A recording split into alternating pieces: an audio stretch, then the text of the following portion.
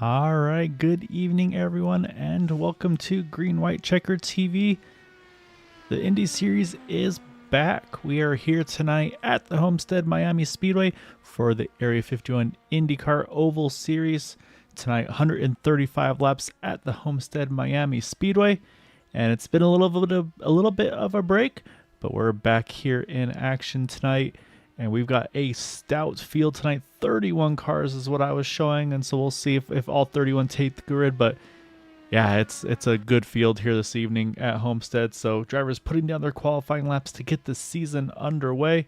And again, for those that are familiar with on the broadcast side of things, probably more lately the super speedway side of things. So here on the Indy side of things, there is still the one fast repair for all the drivers. However, there are no green-white checkers over here. Restarts will be single file, so there's a little different things here and there. And yeah, it's going to be a lot of fun to see what these drivers have in store for us tonight. Probably a little bit of some learning curves for some new names, new faces, getting comfortable with the cars, and yeah, it's going to be a lot of fun to see. 32 cars here tonight. Certain admin keeping me up to date on everything here, so. Yeah, good luck tonight, Matt, and again, great job this evening as well. I know you and Craig have put a ton of legwork into this, so definitely appreciate all the hard work. So with that, we'll have the grid. Before we get to the grid, I want to show off the schedule for the season, and here it is. There, obviously tonight here at Homestead, and then we'll be jumping over to Kansas Speedway there on the 26th. And then you can see there, December, we'll have Michigan, Atlanta, and then take a break for the Christmas, New Year's, and then over to Gateway, Las Vegas, Iowa. So, and you can see there's going to be occasional times where we'll skip a week.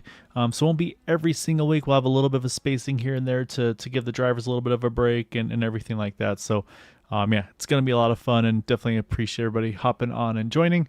I say don't have my normal partner in crime tonight, which will be Andrew Wood. He's got to do some real job stuff. So when you can't get the normal guys, you bounce back and you harass your family members and say, hey, you know how we're related to each other? Come suffer with me. So dragging my brother, the favorite son, Quabi Brooks, he'll be helping out tonight to watch these Indy cars here at Homestead. Saying we'll both be kind of a little bit the blind leading the blind, but it's going to be a lot of fun regardless.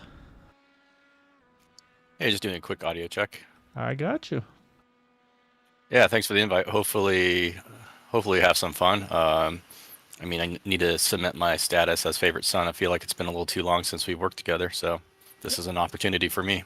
And favorite broadcaster, too. I'm sure you're been climbing up the chains. I think Boomer will probably try to contend with you for favorite broadcaster, but yeah, no, it's going to be a lot of fun. I mean, I'm looking at the drivers list too, Quabi, and I see a lot of names I recognize, but then I see a lot of names that are new to me as well. And some of it's from just not knowing them, but it's also some of these guys that probably, for those that are familiar with the open wheel side of things, they're probably fairly known names. And so that's going to be fun to see, as well as kind of who are the new big hitters, if you will. Because obviously we're used to the Craig Forsyth and some of the other guys there. So I'm trying to go through the list. It keeps moving around on me, unfortunately. The Nick DeGroots, the Matt Wagners, AJ Hobson, and all those guys teed. And so there's going to be a lot of big names. We've also, looks like we got some of the Brazilian drivers back, which is great to see as well. So yeah, it's going to be a lot of fun. I'm really excited to see how the season plays out. Again, the first race of the season, and I say there's always that kind of that tip of the hat that you want to do for who's able to win the first pole of the season, as my cat rolls in chatting with everything.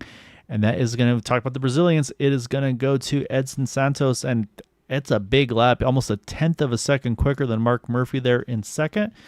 And then so from there on, we've got Chris Stouffer, Matt Wagner, Dustin Logston, our top five. Craig Forsyth, Joe Branch, Jeremy Stanley, Charles T, Jim Herrick, our top 10 drivers.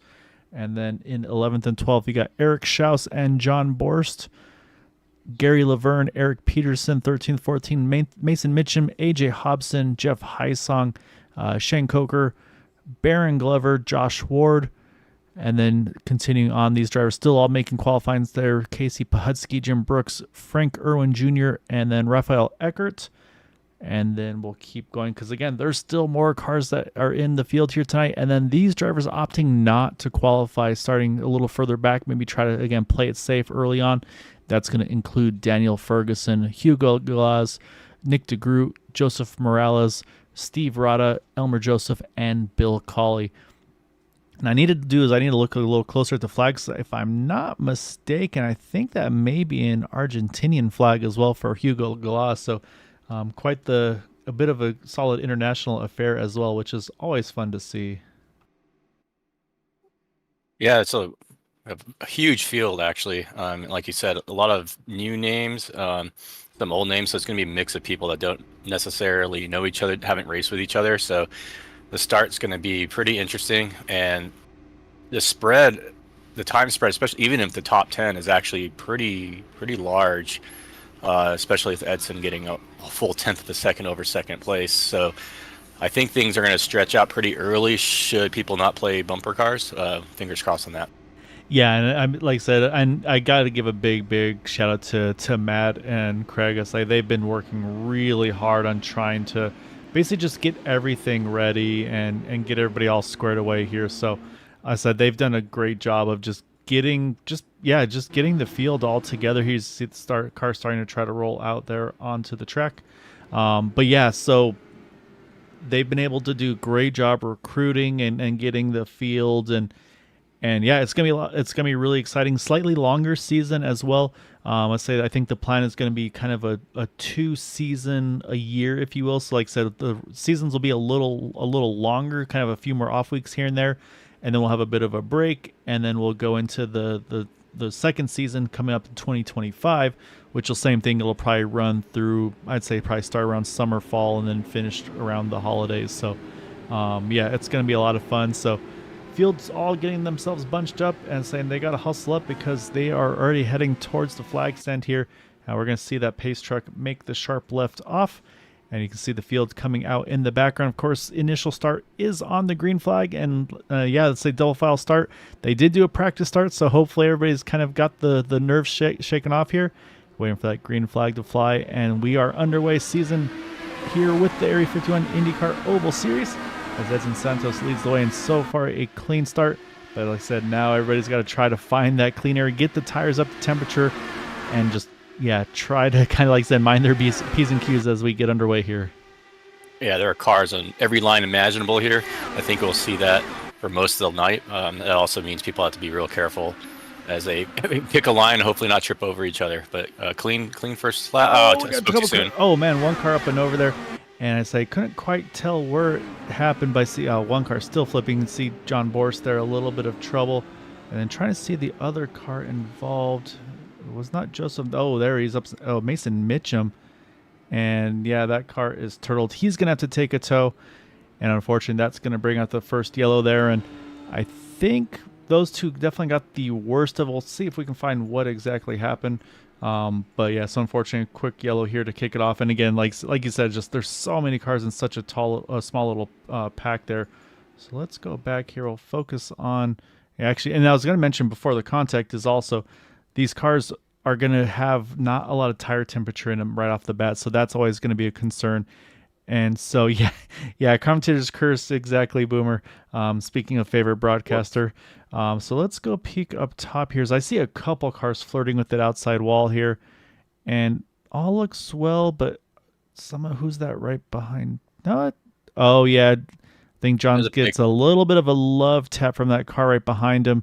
That sends him into Mason Mitchum, and oof, Mason just goes for a ride there. And then also a little bit of contact for the 93 of Baron Glover, and trying to see who's that next to Baron. Let me pause it here real quick and get a better look. Oh, that's a terrifying spot to be paused at.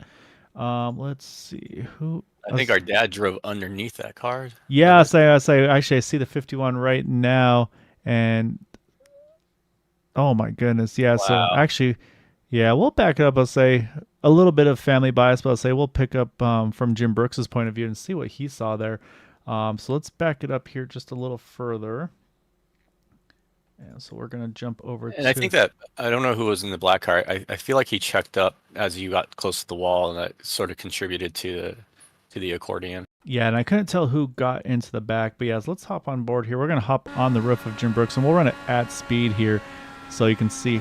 Oh, he actually caught a wall there as well as the arrow tied. Oh my goodness, that car goes up and Oh over. no. that, that is terrifying. So yeah, so that's gonna bring in the first yellow. He may have gotten away with it. Saying that's something Quabi we've talked about. Kind of netcode giveth, netcode taketh away. For sure. Might be a netcode giveth here, and saying with that we are 1 to green. And so again, I talked about drivers practicing the initial start. I know Matt and them also had the drivers do a practice restart, because now we're going to have that single file restart, Quabi, which means the biggest concern I always have in this is the accordion effect, because everybody's got to react to that car in front. Somebody's going to want to kind of try to jump the gun a little bit, and that's where you kind of get that giant checkup. And so to me, with the field this big, this is where I always get extremely nervous is on those restarts. So we do have a handful of drivers that have actually jumped onto pit road to, I think, probably take a little splash of fuel. Again, maybe it's going to shorten maybe cut a pit stop out of this thing potentially. I think full Rich was around 40 laps, 42 laps window. So we'll have to keep an eye and see. But again, we know there's some big fuel savers out there. So I can tell you 2 still in pit road are Mason Mitchum and Josh Ward. But we're going to jump back up front here, though, because pace car's about to drop off. That's going to hand it over to Edson.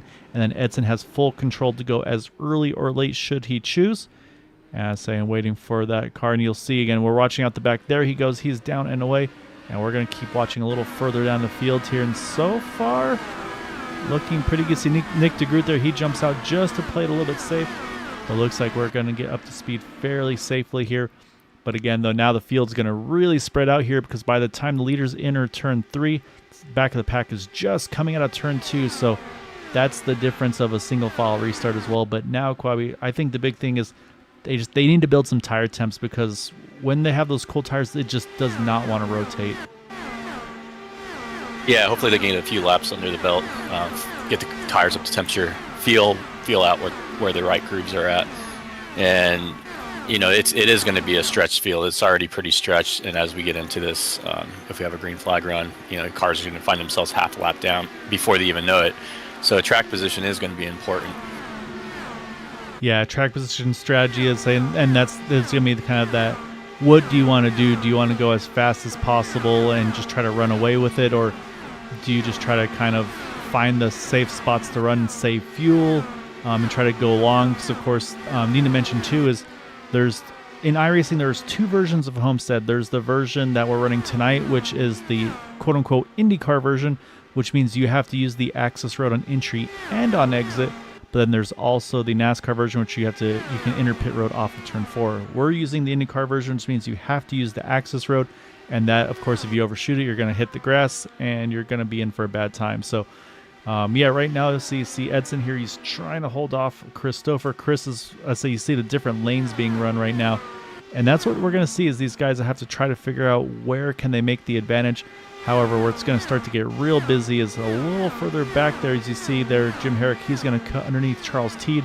I'll say the same thing. These guys know each other super well, so they probably know each other's tendencies. So they'll have a good little battle here. I'm sure they'll be trying to play games with one another, if you will, as well. And then also a little further back there, you got Gary Laverne working over Jeff Hysong, just outside the top 10 at the moment. Yeah, and I think as the temperatures settle in, people are going to have to change their car settings. Keep the car off their wall, get it to rotate just enough, but not too much. I feel like the track's going to evolve as the evening wears on. Yeah, and that's a good point too. The track will wear, the tires will the lanes will change a little bit. I said this track will kind of take some rubber, which will be something also to see how things adjust. Watching right there, you have Rafael Eckert there fighting with Rafael Eckert's ahead of them. Jim Brooks fighting with Hugo Galaz, I apologize. And then Nick DeGroot starting to join himself in that battle as well. And right now, those two are the highest climbers at the moment. Of course, still very early, but Hugo's up 10 spots at the moment. Rafael Eckert up 9 spots, and then now Nick DeGroot getting by Jim Brooks, also now up 10 spots in the 89. So again, those guys opting to start a little further back, but again, making some big charges.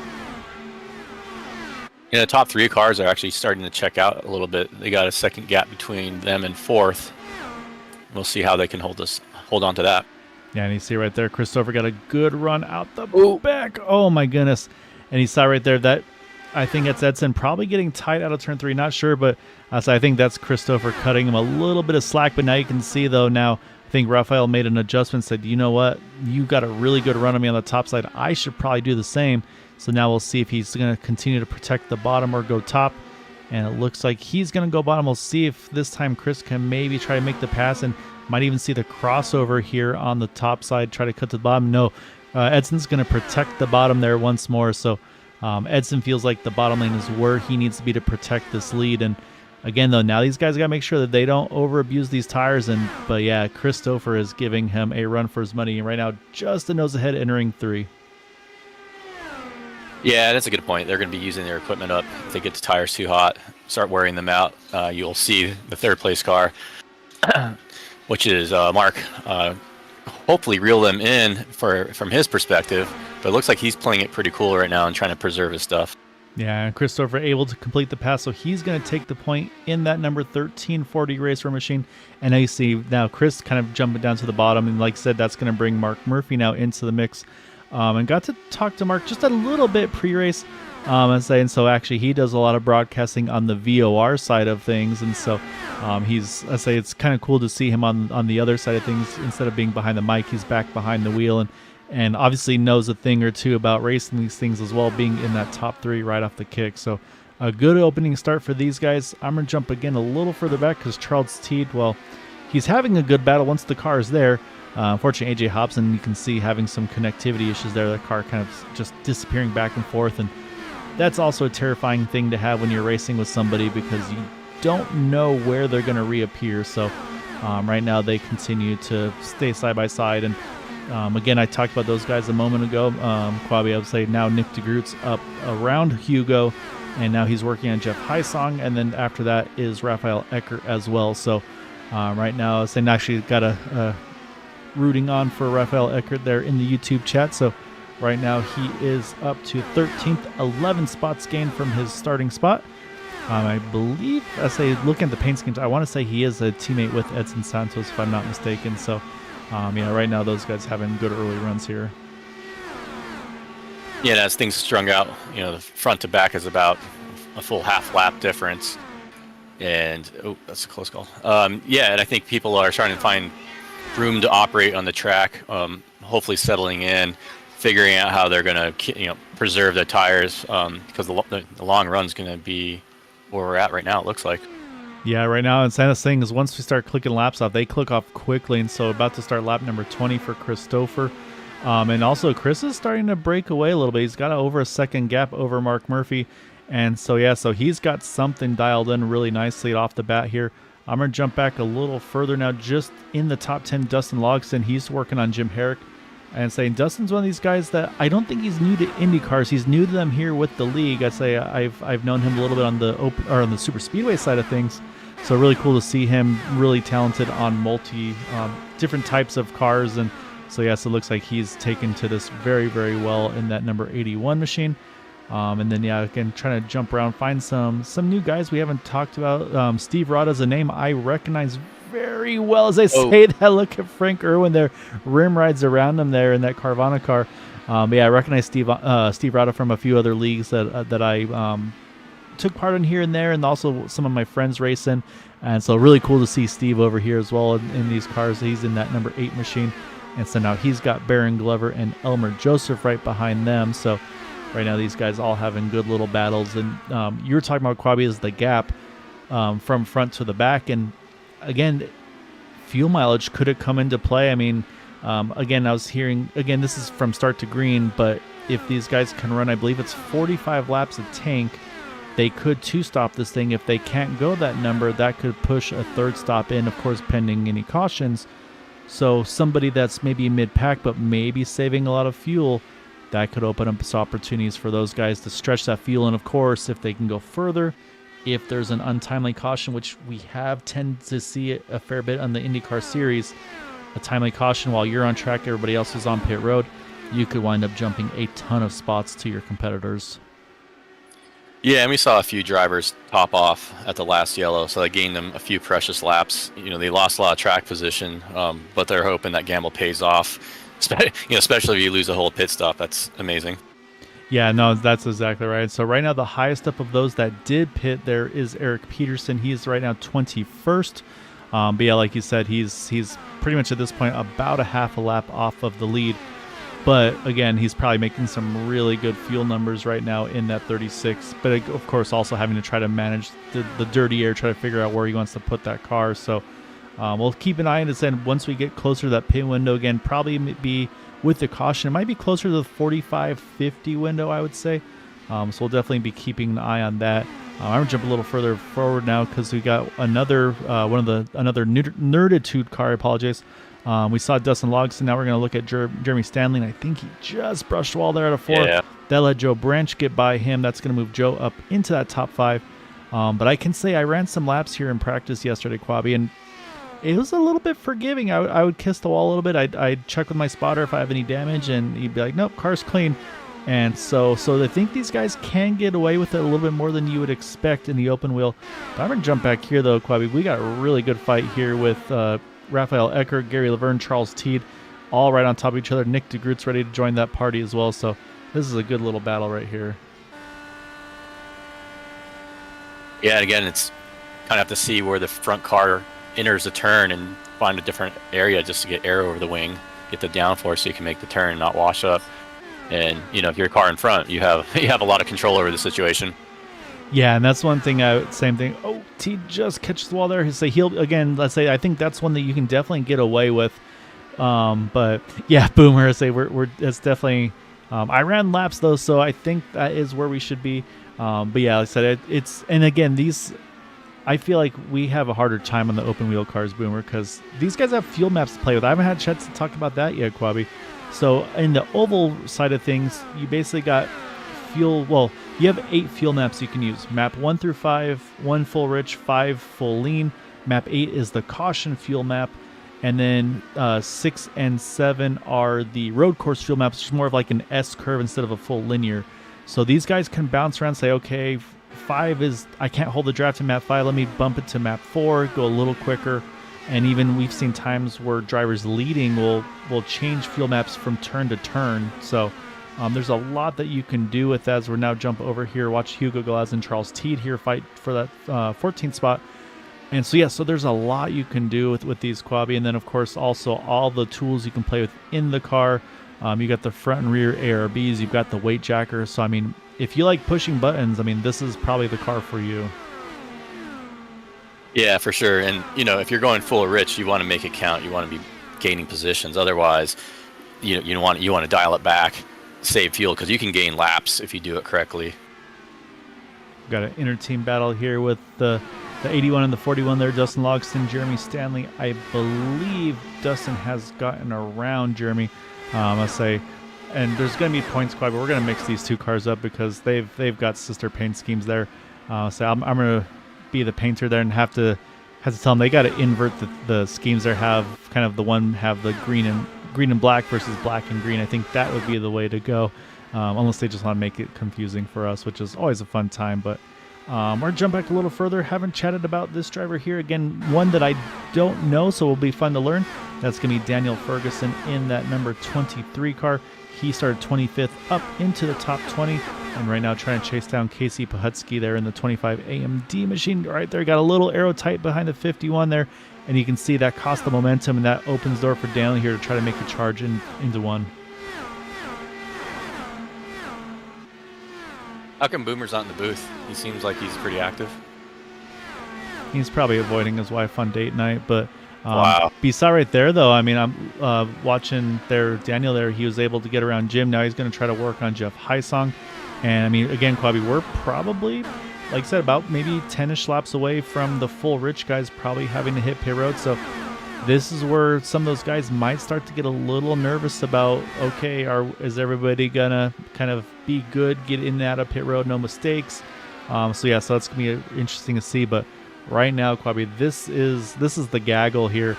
And again, we talked about Peterson. He's one of those guys that topped off there under the yellow, and now he's caught this pack here. And again, he's got a couple laps extra fuel, and you can see there in his dash here, we'll actually get a better roll bar shot. So you can see right now for us, we don't see any of those fancy things. We just see the position he's in, but where all those zeros are, normally they see everything else. They see the front ARB, the rear ARB, the weight jacker, the fuel mileage, all those fun things that unfortunately we would love to see, but I say iRacing says no, that's probably a little bit too much insider info. So he was bugging the wife, I guess, too much. So, but Quavi, I'm jumping back up front though, because we talked about Mark Murphy earlier and talked about Christopher kind of sneaking away. Mark's got that gap down now, just only 0.3 of a second there, and they've got about a second back on Edson, who's got the same thing, about a second on Matt Wagner. So right now, these two have definitely got their settings dialed in here. Yeah, they're doing well as the pit window is probably starting to open. Yeah, and shout out to Matt Wagner, yet another broadcaster running pretty well in the top 4. I'm sure he'd like to be. Oh, yellow flag. Yeah, Charles Teed. Oh, already quick toe there. Yeah, I was looking at my timing and scoring. Yeah, it looks like something happened to Teed here, so that's gonna bring the caution out. That's exactly what the leaders, I think, probably are hoping to see. Well, maybe not hoping to see, but it avoids that risk and of what's going to happen. So let's go ahead and focus on Charles Teed here. You see him there in that yellow, orange, and blue machine here, and we'll watch to see. Let's pick it up a little bit, so I'm not sure where the contact occurs. Yes, for a split second it showed that he was pitting and then not pitting, so curious to see what we run into here. And I may have gone too far back as well. Oh, so he lost a ton of speed there out of 4.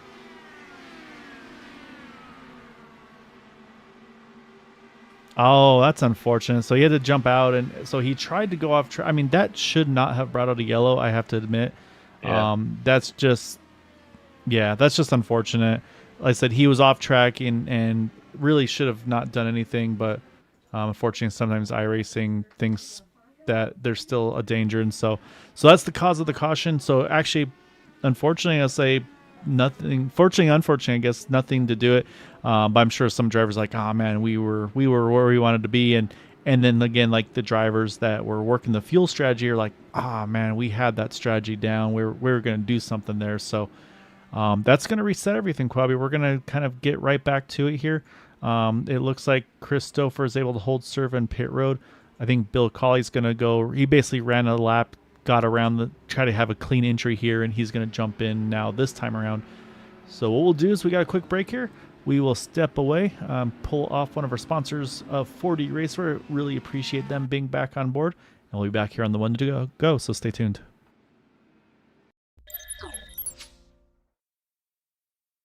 4D Racewear, makers of the ultimate sim racing shoes and custom apparel designed for sim racing by sim racers. 4D racing shoes are engineered to connect racers to the pedals in a way no other racing shoe can, all the while giving you the comfort needed to complete those double and triple stints. Visit 4dracewear.com and check out the latest sim racing products that let you connect to your sim.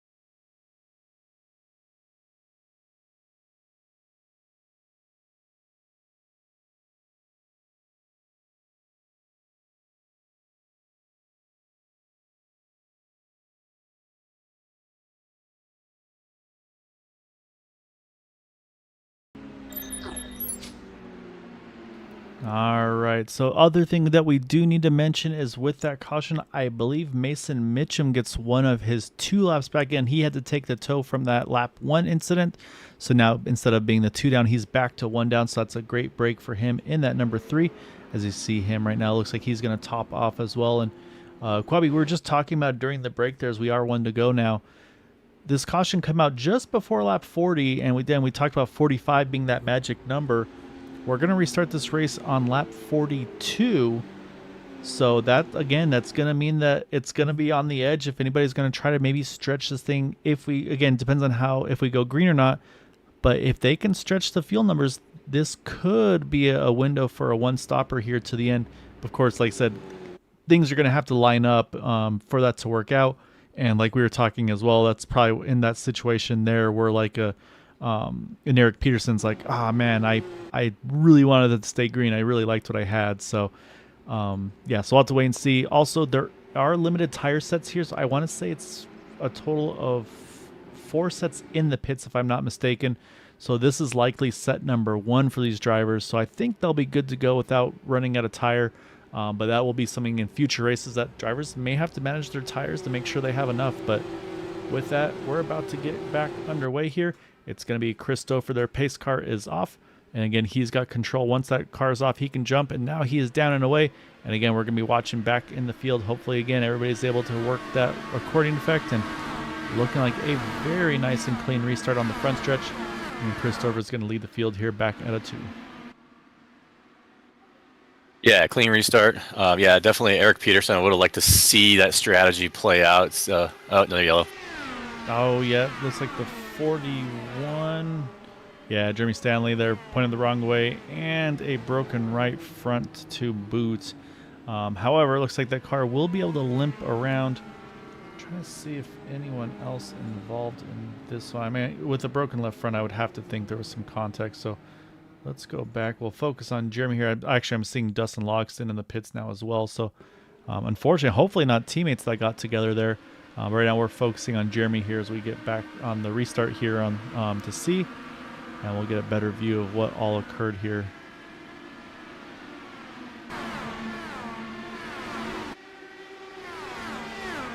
Oh, yeah, the 81 just snaps on him there.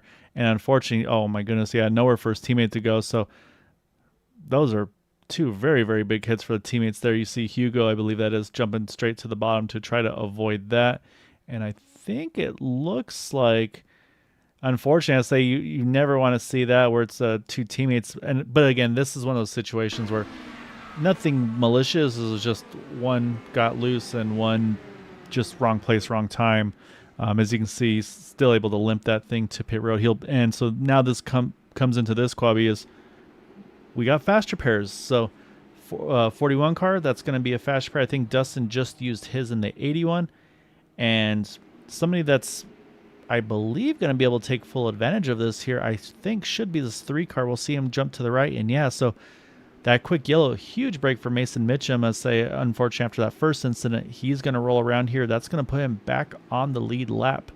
And then as well, Quabi, this is, in my opinion, this is actually a really good segment where you never want to focus on the misfortune of another driver. However, we talked about all the buttons and knobs and dials that these cars have. It's very possible that he may have not reset some of those settings, be it weight jacker or the ARBs. With the restart there with the cold tires, full fuel, and so he may have had the adjustments for kind of just like halfway through a fuel run where he had to adjust on it, and so maybe just was the settings he had was made the car way too loose compared to what he had earlier in the run. Yeah, I hate to say that. I've made that mistake once or twice before, and it's a different car. When you don't have the settings correct, you really have to kind of work to the parameters that work for you on the longer run and then undo it, keep the car underneath you. And yeah, the way that car snapped was pretty instantaneous. He had no chance to really catch it. I mean, he sort of had it mostly half caught, locking it down, but wrong place, wrong time for his teammate. Yeah, and that's really all you can do, unfortunately, is just you try to lock it down and then yeah, just hope that there's enough time to react for the guys around you. And just in this case, yeah, just not the way they're hoping for it to go. But again, though, both drivers are back out on track, both able to use that fast repair. And again, selfishly, probably Mason Mitchum is like, yeah, that sucks, but thanks, guys. I wanted to get back into the thick of this thing. So, yeah, so that's going to give us all the cars that are still on track back on the lead lap. It does look like we have a couple early retirements of Charles Teed and AJ Hobson. And then I think, unfortunately, and I think also Josh Ward in the 92, I think he also retired after that. I think it was the lap 1 incident there. So, Ward retiring after that one. And then I think Hobson was the one that had the connectivity issues. Maybe had to jump out due to that. And then Charles Teed, as we saw there, was off the track, but iRacing decided that it was enough to throw a yellow, unfortunately. So, however, we talked about the fuel mileage, Quabi. Now we're going to be restarting this thing. We're going to come one to go here to start lap 46, which will mean we'll restart on 47. This is going to be, I think, now at this point, definitely less fuel saving needing to be done. Maybe still a little bit to one stop it, again pending going green. But I say the further this goes in, obviously the less chance there will be of needing to do any fuel saving and get to that end. So are a few guys topping off. John Borst in the 86 is one. Joseph Morales there and Bill Colley, they're all going to get just a little extra splash of fuel, as is Mason Mitchum. I'd say that's the right call for him as well. He was going to have to restart in the tail end anyway, so might as well take advantage of that. So yeah, so that's going to get those guys again just that little couple tenths of fuel extra here. Yeah, of course, one driver's misfortune's another fortune. So Mason's back on the lead lap, and now he's actually in pretty good position. He's going to have extra fuel compared to the people in front of him. The trouble is there's 25 cars in front of him or so that he's going to have to start working to get around, and that train is going to be very long in short order. Yeah, exactly right. And so, and then again, now we get back to another restart here. Christopher, say we're not towards the end of this race yet, but he's going to start thinking about what things he needs to do, when to change up his restarts to help his chance to win this race. As we'll jump back here as we get back to green here. You see one, oh, yep, there's the contact I was worried about. There's a car around in the back there. And at the moment, it's staying green, and it's going to be, it's Baron Glover there that got spun around there. And somehow we did stay green on that. But once again, though, I'm going to go back and we'll see if we can catch what happened to him here on this restart. Yellow is out. Okay, yeah, caution out. Now, may have been thrown by... Oh, no, actually, I'm sorry. I see the 44 car. Oh, yeah, you can see the stack up there. And, yeah, just unfortunate. And that's exactly the accordion effect we were just talking about there. But then we'll jump over to the 44 here as they were building up speed. It's Frank Irwin Jr. And I think I saw him here. Does he have the same? Yeah, actually, look at that. Same, pretty much identical thing. The car just snaps on him. But this time, that was close.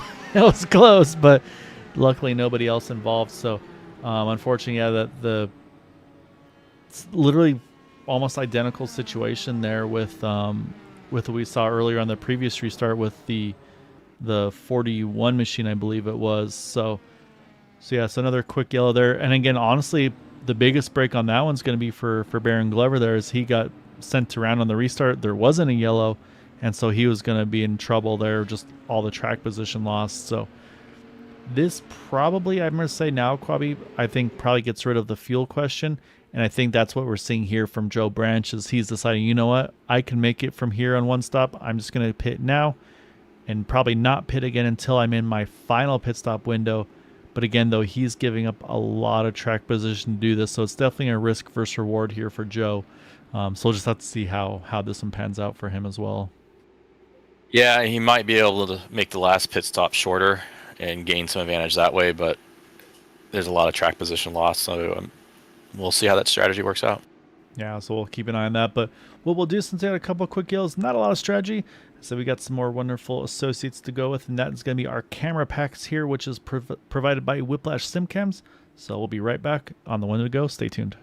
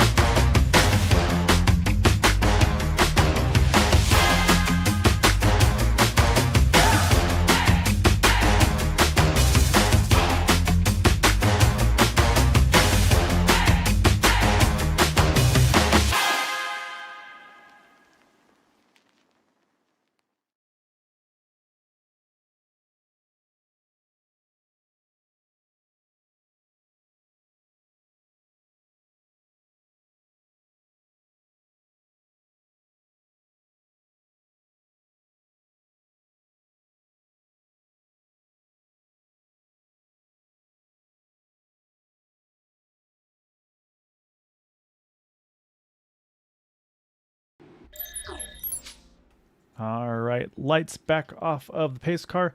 Going to be a bit of a quickie yellow, if you will, here, because we're back one to go on lap 50. Going to restart with 51. And so I'm not going to do the math quite because I'm bad at it, but right now I don't think you can go full rich to the ends from here. But again, I talked about full aggressive. I think you could go 40 laps of tank.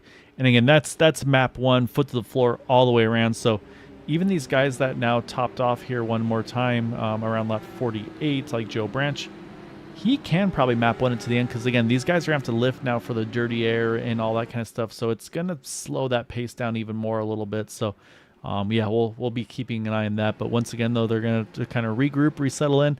I'm sure Matt's been giving them a pep talk on the restart here. And we're back underway here to start lap 51 of this race. And look at the snake already down the front stretch.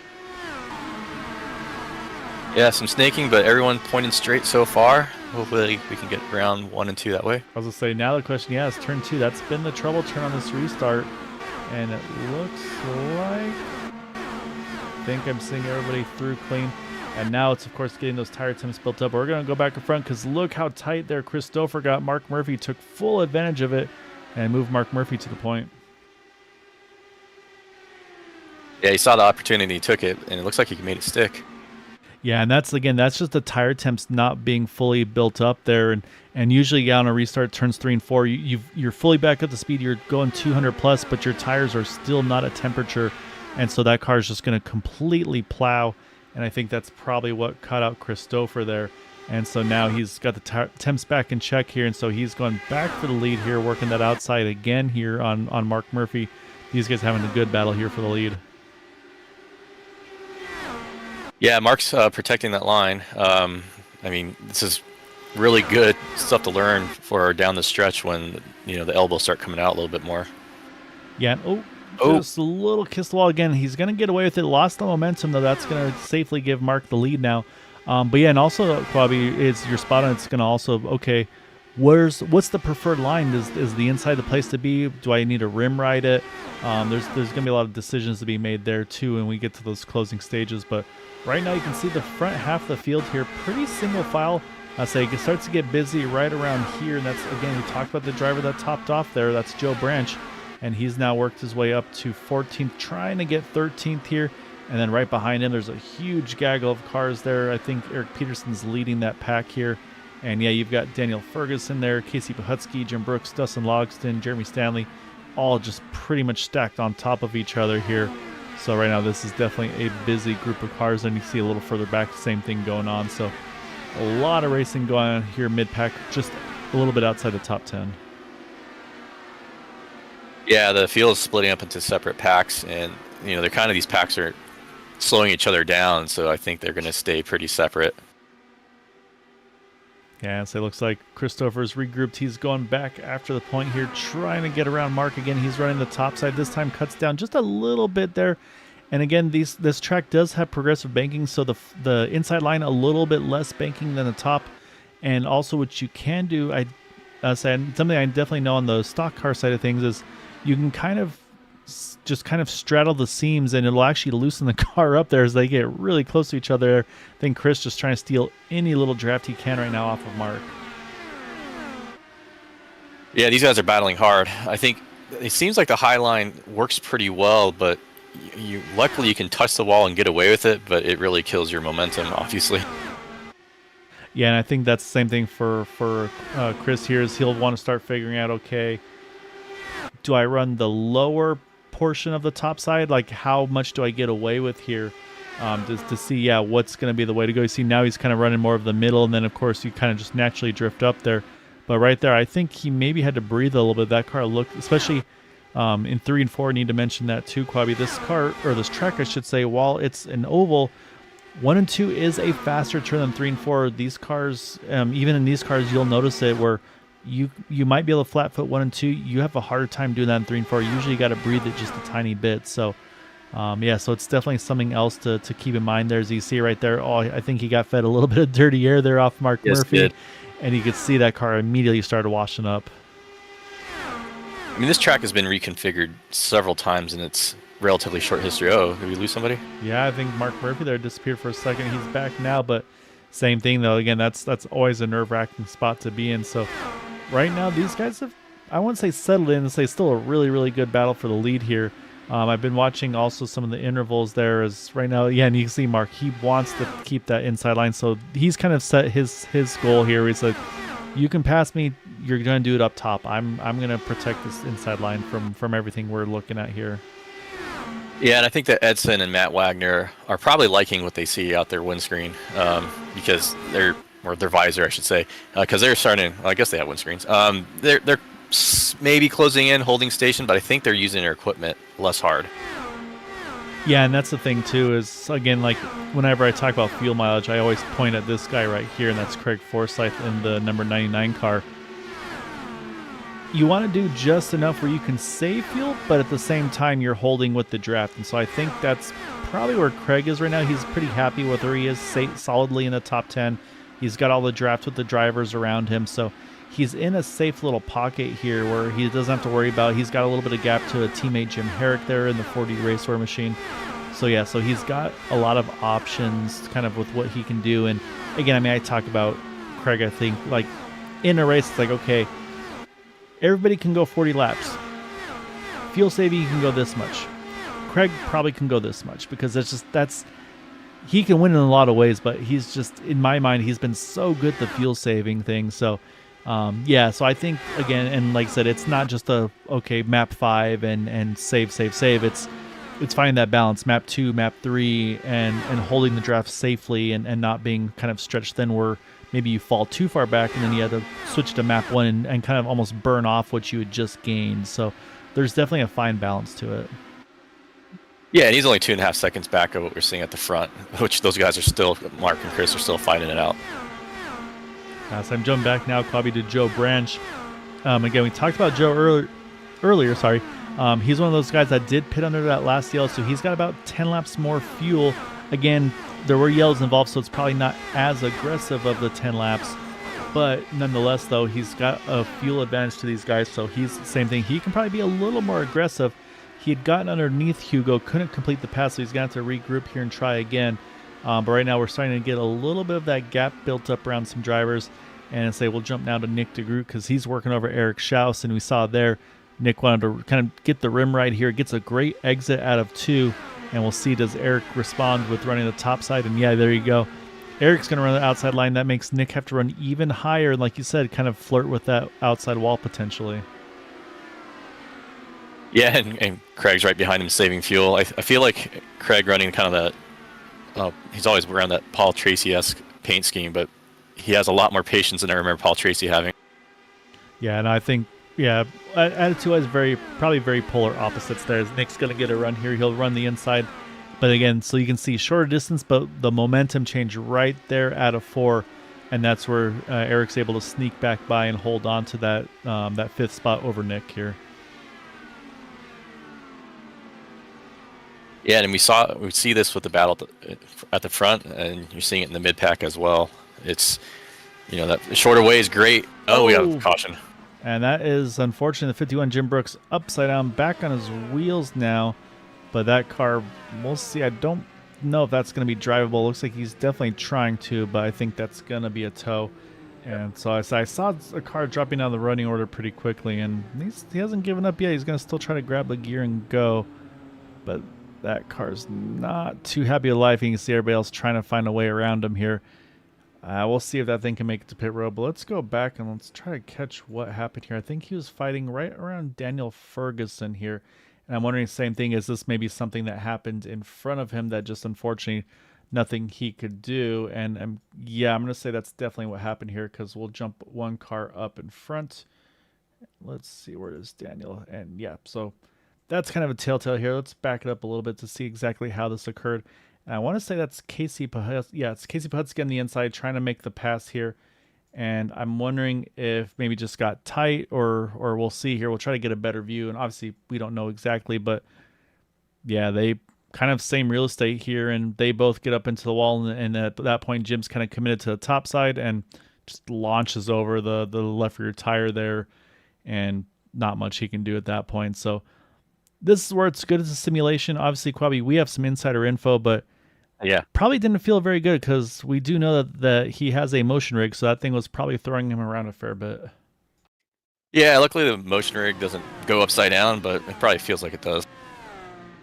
So yeah, so unfortunately there for the 51 car, I will wait and see. Yeah, no, it looks like 51 has unfortunately also officially retired from the events after that incident. So he's going to join Charles Teed, AJ Hobson, and Josh Ward. And then looking right here, remember I told you about Quabi on the fuel mileage side of things that somebody can probably make it on one more stop from here. And Joe Branch, I think he said, you know what? I know I'm good on fuel one more stop. I don't want to get back in that traffic again. I'm going to have older tires, yes, but I think it's worth the gamble. So Joe is going to be, this is going to be interesting here. He's going to be lighter on fuel. He's going to have 20 lap older tires. So we're going to have to see what the balance is now between he and a Mark Murphy, a Christopher. So this is going to be a big change here to kind of compare what's going to be the way to go on this one. Yeah, that's a bold call. I think, if he can hold the track position, it could pay off because obviously everyone's going to come down pit road one more time after this. But yeah, I don't think he's going to get that track position if he pitted and tried to stay out because he would be exactly a level footing with everybody else. Yeah, and so I believe he was right around the top 12 or so. I want to say, yeah, he was fighting with Hugo, I think, at the time of the yellow. So Hugo right now showing in 12th position. So I like the gamble here because, and that's the thing too, is like he can basically drop 12 spot or 10 spots and he'll be kind of at the net spot where he was originally. So even if, let's say, he drops 5 spots to around Eric Schaus, Matt Wagner, it's still a net gain overall. So, so now he's got control. He's going to have the clean air, and it's going to be interesting to see. Like I said, it's lighter on fuel versus fresher tires. So it'll be a lot of fun to see what's going to be the winning approach on that one. And then I'm looking through the pit stop times, and pretty much the field here, I see a lot of 8-second stops, which is tires. We did have a couple 5-second stops. Dustin Logston, one of those with the 5-second stop, which means fuel only.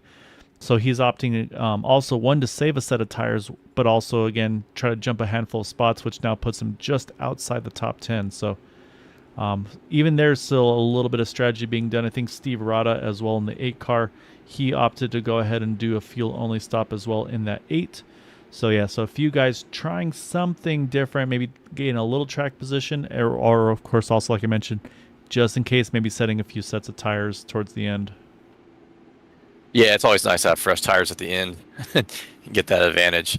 I think if Joe can find a way to stay in front and benefit from that clean air, the tire penalty will be less for him. My fear for him is once he gets shuffled, or if he gets shuffled back a little bit, he's going to start dropping backwards pretty quick, I'm afraid. Yeah, and that's going to be the big question, yeah, is if he falls back to, let's say, an Edson, Matt Wagner, where at that point you're kind of surrounded by dirty air. That's definitely going to be the spot to figure out, okay, how is this going to work for him? So at the moment, he's got the control, so he's going to be able to, again, once that pace car's off, he'll be able to take that 28 machine back to green here, and he's got basically, yeah, I say he can jump off as soon as he's ready to. So you can see the pace truck is going to make the left. That puts it all into his control to go as early or late as he wants to, and he is down and away a little early, I'd say, compared to the other guys. And looking again, I'm going to watch down the running order here, and it looks like a pretty clean start here. Saw one driver ready to go right off the bat. I think that was Raphael Eckert. Made quick red. Jim Herrick around. And again, the trouble turn. He's got to. That's everybody's heads up. Good job by all the other drivers. And yeah, just again, Quabi, just these things, just whatever reason, they're just snapping around on turn 1 and 2 on these restarts, be it the settings, the cold tires. I'm not sure what it is, but it's catching some of our regulars as well. And you can see Jim's car, it's kind of got that same little wobble, unfortunately, that Jim Brooks had. Might make it tough for him to get all the way back here. So we'll go back and take a look, make sure if it was just a spinner, maybe there was contact that brought it out here. But you see he's up on the top side, and no, that thing just gets away. The only thing I did notice, Quabi, was he was kind of in the middle of the seam. And again, I talked about that's kind of where the transition, the banking is. So maybe that's a bad combo with cold tires, potentially. So unfortunately, though, that's going to be, it's a tow and most likely a fast repair as well for Jim. Yeah, that's a good point. Shame to see that for the 40 Racewear car, but yeah, I think he's gonna probably lose a lap from this. I think he still had a fast repair in his pocket though, so he may be able to mix it up shortly with another caution. Yeah, Boomer's trying to make enemies over here in the chat there. So I'll be sure to have them relay over to your Thursday night broadcast, Boomer, and give you some choice words afterwards.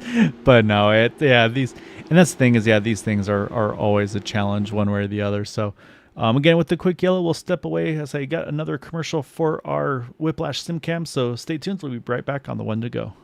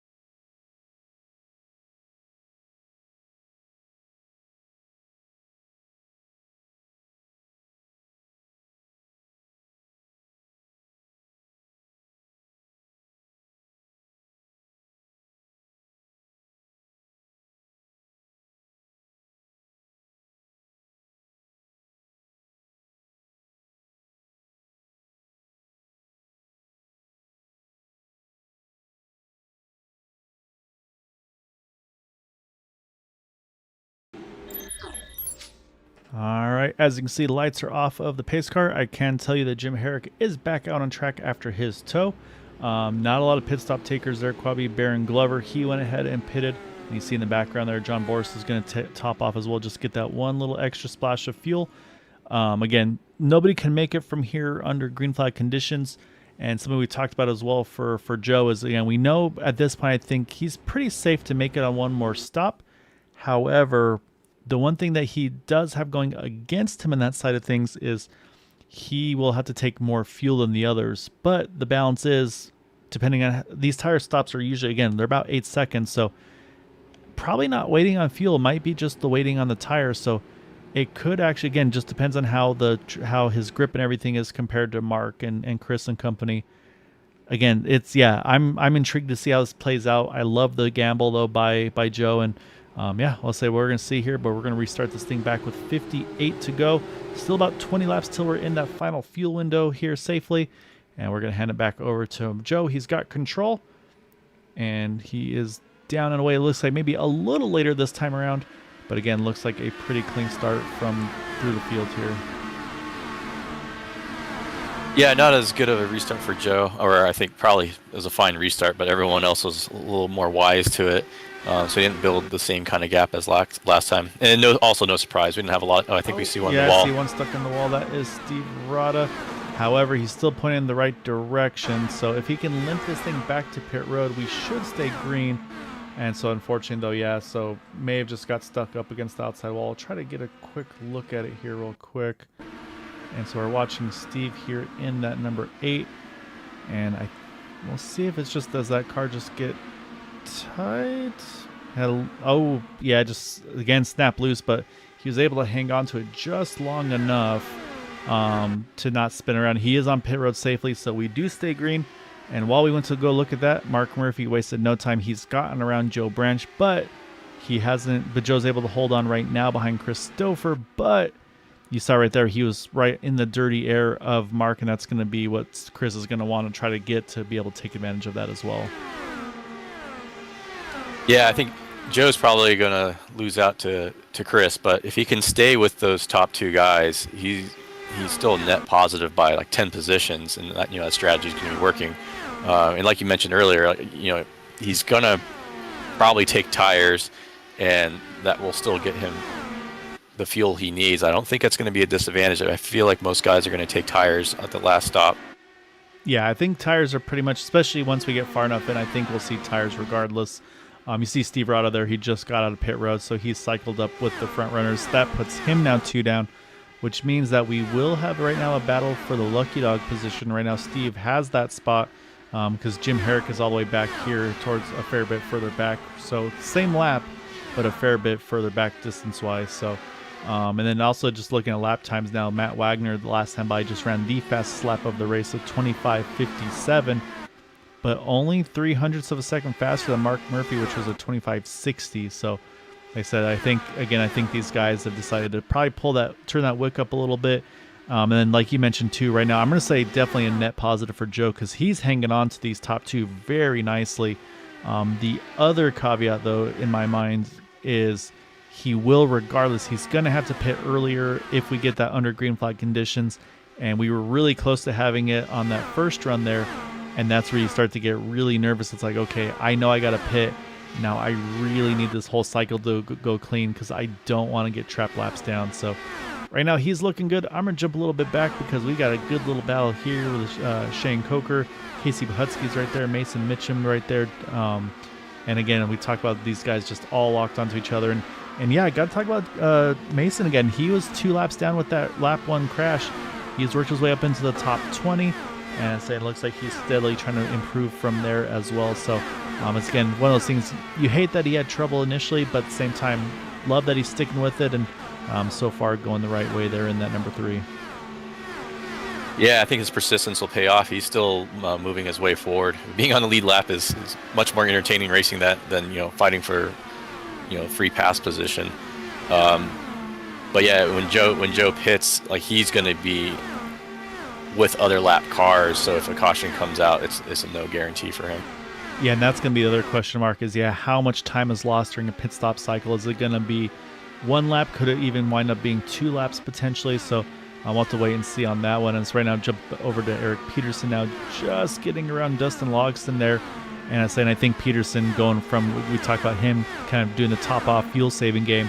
I think he said, nope, it's time to go. I'm going to start going full pace now in that 36 car, kind of show what he actually has pace-wise. And other guy I haven't chatted about lately here, and that's Gary Laverne here in that 34. He's got Eric Schaus right behind him. And Matt and I talked about, Andrew Wood and I talked about Gary a lot last season, where just progressively week after week after week, he was getting better and better and better, and he was up in that top 3, top 5 positions.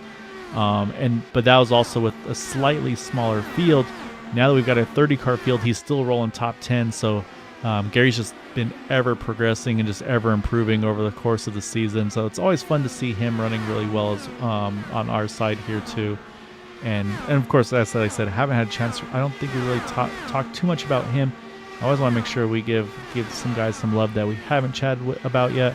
And that's going to bring me to Frank Irwin Jr. there. He is in that number 44 machine. And right now, I believe he was caught in an earlier incident, but he's the same thing. He's been able to recover and get back after it. So right now, he is in the 19th spot there, up 4 from his starting position. So again, that's for me at least, one of the new names to the league.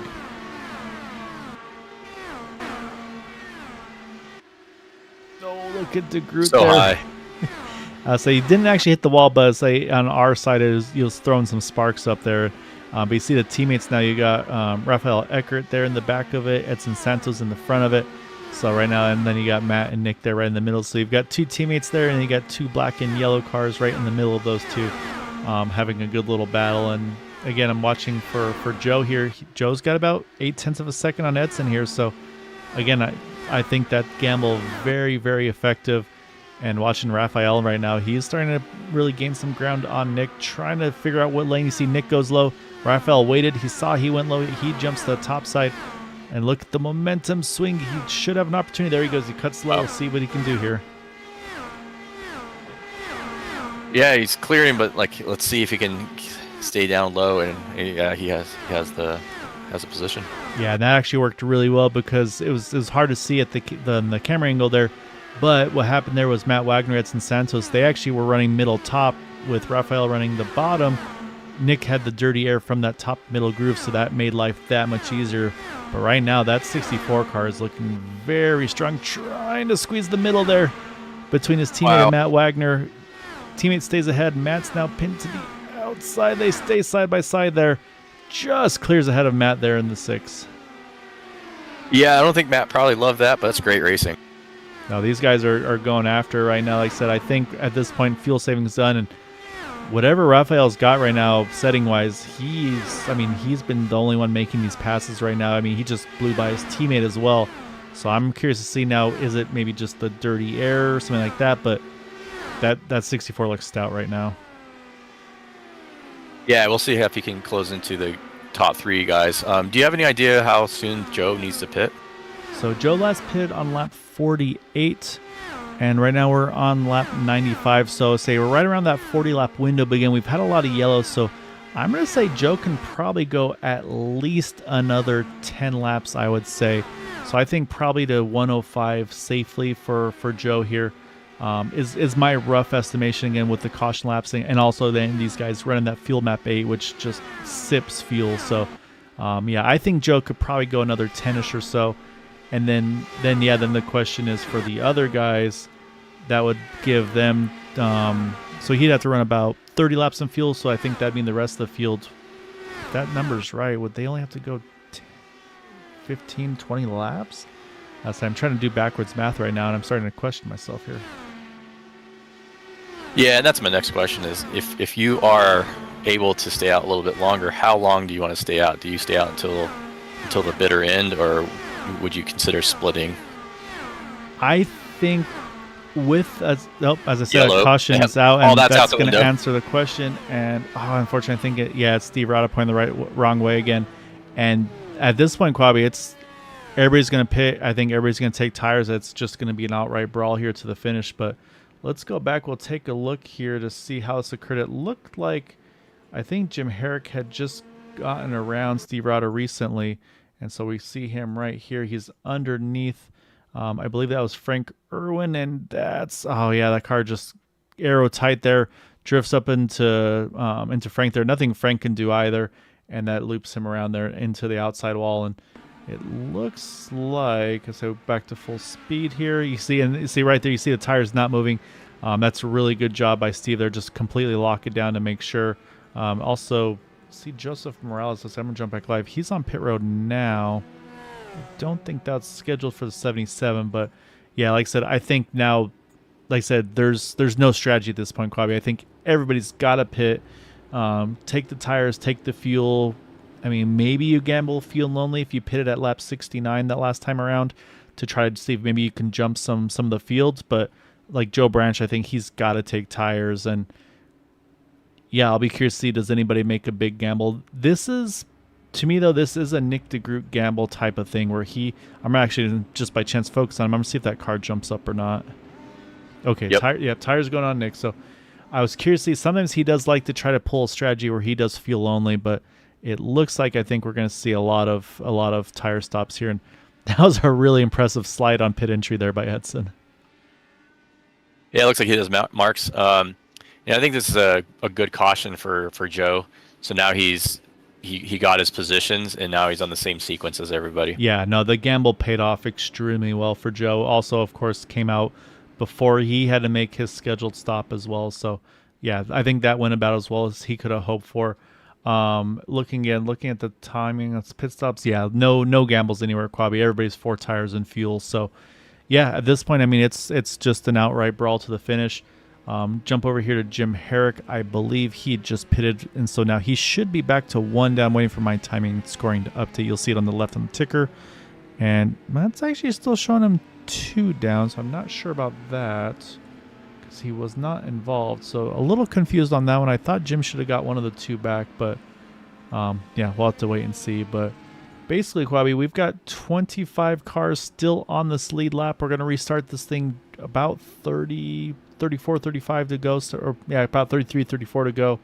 And again, also got to mention there are no green-white checkers in this thing. So basically, you can't just sit and wait to make a last lap move, because that last lap move could be with 4 to go or 3 to go, because if a caution comes out late enough, that's going to do it. That's going to be the end of the race. So it also kind of ramps up that aggression here coming towards the closing stages. Yeah, we've seen some tight racing and some hard racing. Now everyone's going to be good to go to the end on map 1. It's just going to escalate from here. So hopefully people don't bump into each other. We've seen, like, I'm surprised that Frank actually was able to just get away with just scraping the wall there. There's our There he is. Jim Herrick getting one of those 2 laps back. That's an excellent question, Boomer. I wouldn't mind pushing them to maybe at least have 1 green-white checker. Give them at least a chance to finish it under there. Yeah,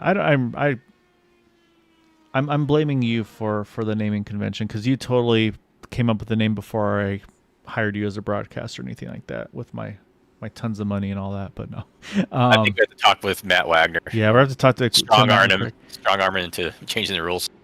Yeah, we'll do it mid-season. Everybody loves mid-season rule changes anyway. Right. But yeah, so you see Joseph Morales, he's rolled back onto pit road. I think he just stayed out basically to kind of get a clean pit entry, not have to worry about everybody else.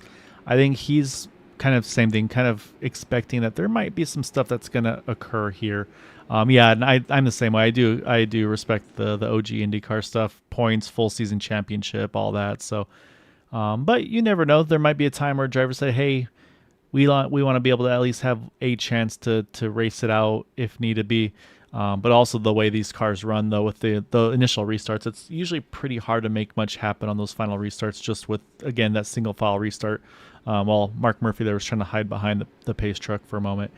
So yeah, Quabi, we're going to restart this thing with 34 to go. Fuel out of the question. So these guys probably put the bare minimum fuel to make it to the end, because, of course, the lighter you can make these cars, the better.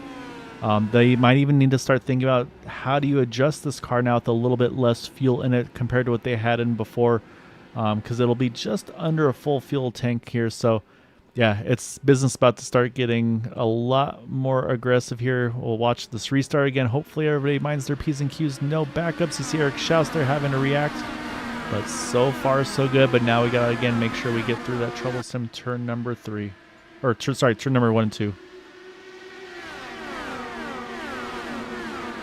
I don't want to say anything. We will wait till everybody gets through. 1 and 2 is good. Now again, tires start to they're still cold, and so these cars are going to start to push. See, Craig Forsyth, kisses the wall a little bit. Again, it looks like he'll get away with it, and it looks like everybody's going to get through further back. So I think tires will just start to get up to temperature here, and we should get back underway. And right off the bat, Rafael Eckert, he is leaving nothing to chance. He wants to get all the spots he can. He gets by Joe Branch there, up into third. He's going to keep that top side going, see if he can continue that momentum around Christopher here, see if he can get that runner-up spot. Yeah, and we've seen earlier in the race how long it takes to really complete a pass. So if the offer presents itself, you take it. And if you're in the second half of the field, you're probably driving really hard now, because you know that you don't want the front to drive away from you, and it's just stretching out. Yeah, I mean, and it doesn't matter where you are right now. These guys are getting very racy. So you can see right now, Rafael, he's been kind of committed to the inside lane. We've seen Christopher trying to stay topside, keep that thing wound up there. as Mark Murphy just ran the fastest lap of the race at 25:56. I mean, that tells you, like I said, these guys are full rich, full map one, just going for everything they can right now. And I'm looking at the timing and scoring, Quabi. Yeah, there's a lot of green flashing up, which means that's those drivers' fastest laps of the race as well. As, ooh, right there you saw Chris got a little tight off of 4. I think probably had to breathe a little bit. That's going to open the door for Raphael one more time here.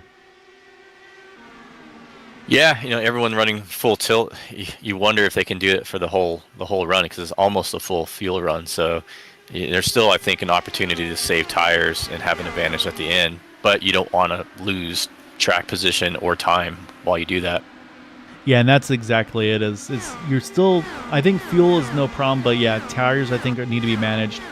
Even in clean air, I mean, we were able to do some practice runs last night. Matt set up a session, and there was a point where I had clean air, and I basically was foot to the floor as hard as I could go, and I'd say when I was about 2/3 of the distance on my fuel, I was basically destroyed my tires, and it was so loose I could barely hold on to it. So there is definitely, you can overheat that right rear especially, and just that car will start to get really snappy on you. As you see right there, Raphael got the spot. Chris is going to try to cross him over here down the back. Yeah, let's see if he can clear him. It looks like he has it right now, but he's going to do a slide job to do it, and He's out of time. Yeah, momentum right back to Raphael. So yeah, so these guys are a great fight. And I say Mark Murphy's loving the fight that these guys are doing, because while they're dealing with each other, he's trying to try to stretch this lead away. Right now, he's just over a second. And so, yeah, he wants them to be watching their mirrors. That way he doesn't have to look at his. He can just focus forward and like you said, Quabi, just make good laps to try to manage those tires as well, because the harder they fight, the more they're going to burn their tires, and it could really come to him. So this time by, we're at 26 to go. He still continues to lead. You see Joe Branch. He's joined the party now up front as well in that number 28 machine.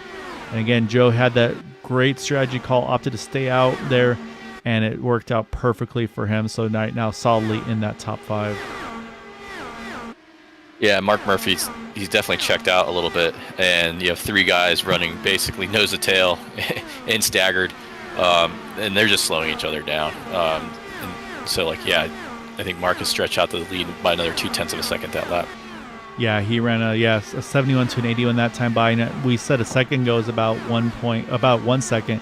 It's just touching 1.3 seconds right now, because I'll say we'll go back here, and yeah, these guys are running side by side. They're not able to kind of get that ideal line there, as Raphael just flirts with the outside wall out of 4, and now grown to about 1.4 seconds. There's a 20. Well, actually, it was 74 to 76, so about same lap times there. As now Christopher takes that second spot back from Raphael. But again, I don't expect to see him hold anything back. And yep, there he goes. He's going to cross over, try to get back by here. And like you said, we'll see if we see the slider, or if Chris can hold the momentum up top. And we will see the slider there, and Chris won't be able to react there. And there goes Raphael protecting the inside right off the bat here. And that racing, it has broken the 1.5 second bracket, Quabi. And that's, to me, see Eric Peterson. We stay green. He's off track here. So that car definitely is damaged. So we'll see. I think he might wind up taking a tow. And yeah, he has. So let's go back. We'll try to find what happened to Eric Peterson here. And it's already happened. So we got to go a little further back now. Apologies for that. Then I got to find Eric Peterson. He's 2 cars ahead. Looks like he was in the wall and then just spun off of it. Yeah, let's back it up. We'll do it the old-fashioned way. And yeah, it looks like I think he got into the dirty air of that car in front. Yeah, just bounces off the wall, and that big hit to the inside. So honestly, that doesn't bring out a yellow, but a car off the racing surface doesn't make any sense. But nope. That said, though, probably the happiest driver right now that stayed green is Mark Murphy, because he's almost up to a 2-second lead now, Quabi, while these two are just still continuing to duke it out here. And then just a little further back now, Craig Forsyth, he's having some fun as well with Edson Santos. These guys fighting just outside the top 5. And then also you see Jeff Hysong, Daniel Ferguson, good little fight between them just outside the top 10. And so like I said, anywhere you look, I mean, there's battles here. I'm looking at Dustin Logson there. He's working with John Boris there ahead of him. Frank Irwin's right there. Mason Mitchum right there behind him as well. So there's battles throughout the field here. Some slightly closer than others. You see Craig just able to hold off Edson this time around. But then, yeah, like I said, Christopher, Joe Branch, Raphael Eckert, just all on top of each other. And like you said, Quabi, while they've been fighting, we're under 20 to go here. Mark Murphy 1.9 seconds ahead now of Raphael Eckert. And, I mean, at this point, I think he has broken the draft. And so the only way in my mind that, and I don't know how well it works here at Homestead, is I think they would have to try to go the swap draft approach, which we see at the big tracks like a Homestead, Auto Club, California, or yeah, same track. Auto Club, Michigan, Pocono, Indy.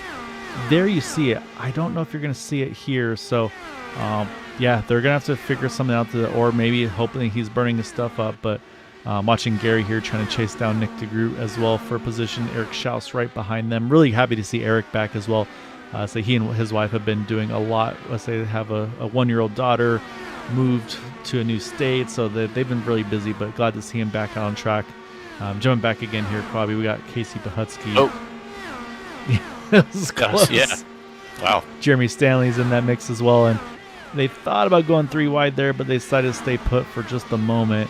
And yeah, and now like you said, Quabi, now everybody's trying to fight for that clean air at the moment to try to just find anything they can.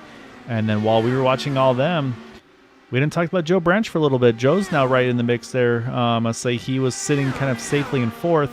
Now he's gotten around Raphael. Now he's trying to go for 2nd. Matt Wagner's working on Raphael as well here for 4th. So again, it might just be tire wear. I'm not sure, but some of these guys are kind of the ebb and flow. And Mark Murphy's loving life right now. Like I said, he wants everybody to behave for these remaining 16, 15 laps at the line. Yeah, I think, Chris and Raphael, they're not each other's best friends, and I think Joe has taken advantage of what they're doing. The question now is 2.7 too much to bring back? I think so, and it also depends on if they're going to stay working with each other or are they going to continue to fight. As this time Joe's able to hold a spot. You see he cuts down to the bottom, and now he's going to have a nice margin. I think this will be enough where he can actually just focus forward and not have to watch his mirrors. So, but again, yeah, 2.6 seconds. He gained half a tenth the last time by a 90 to a 95. So we'll continue to watch the lap times, but yeah, I think it's going to be too little too late at this point. We're going to jump back a little further because, again, looking at some really close action here. John Boris Mason, Mitchum again. Unfortunately, both these cars involved in that lap 1 incident. Right now, both sitting just inside the top 20. You see Mason dive it off to the inside here. Cannot quite clear. Oh, that was close. I think he wanted to, but couldn't quite do it. So they continue to fight on. And then just in front of them, we talk about this battle here with Casey Pahutsky, Jeff Heisung, Jeremy Stanley.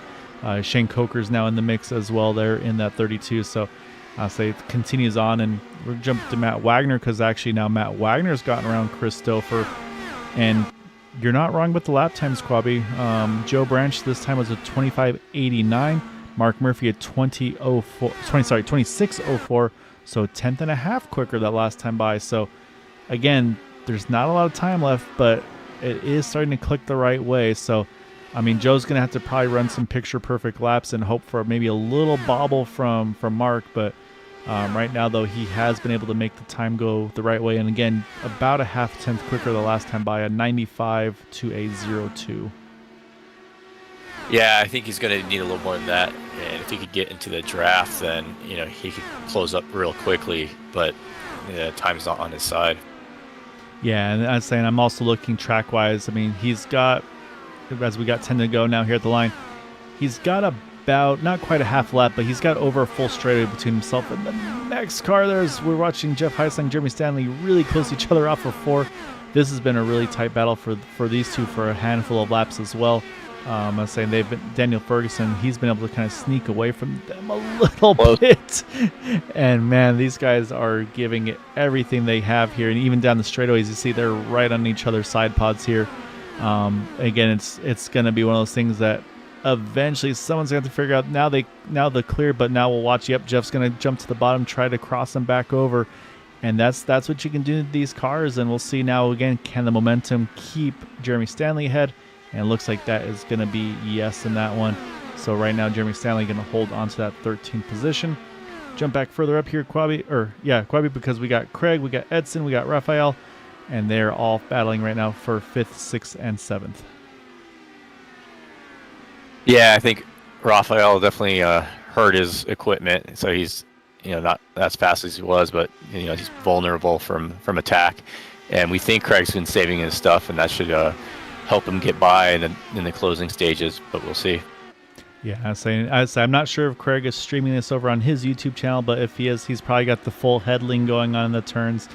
He's a really fun one to watch when he does his races, because he's fully immersed in. I always enjoy watching what he does. But yeah, right now he's trying to see if he can break into that top 5. He's got to try to see if he can get rid of Edson and then get to that teammate of Raphael.